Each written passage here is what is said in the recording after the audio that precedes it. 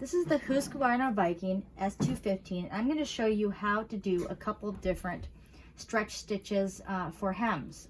Now, oftentimes, most people don't have sergers. So if you just have a domestic machine, you can simulate some of the stretch stitches of a serger by using this device, which is just this optional second thread spool that you can just put on. It just lifts up and on.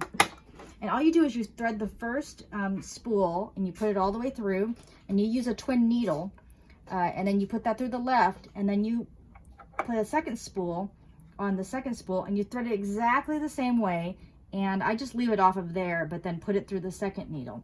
The main important thing when you're choosing the needle is you can see it's a little bit like Goldilocks. This one's too wide, this one's too narrow, and this one's just right. You want to use one that's kind of medium sized or slightly on the smaller side, because tunneling is a problem the wider you go.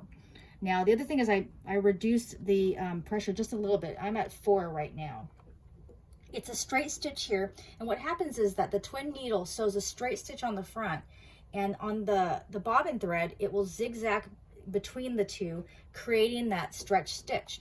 So I've just folded it under here, and I'm going to go ahead and demonstrate. Now, one of the techniques to use is to slightly pull it apart as you sew to reduce some of that, what we call tunneling. And I can find an example of it for you where it just kind of like it gets bulky in the middle. So I'm going to stretch out to kind of flatten a little bit. Not pulling very hard, just a little bit.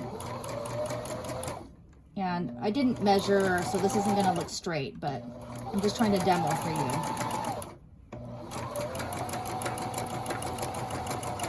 Okay, there we are. Always raising the needle to the highest position, pulling enough thread. And I used 3 different colors so you can see the difference here. So here's our finished hem. And as you can see, it has some stretch now. And on the back side, it created a zigzag. And what you can just do there is just trim this down on the back side and make it clean. And then when you give it a nice press, it will actually flatten out quite a bit.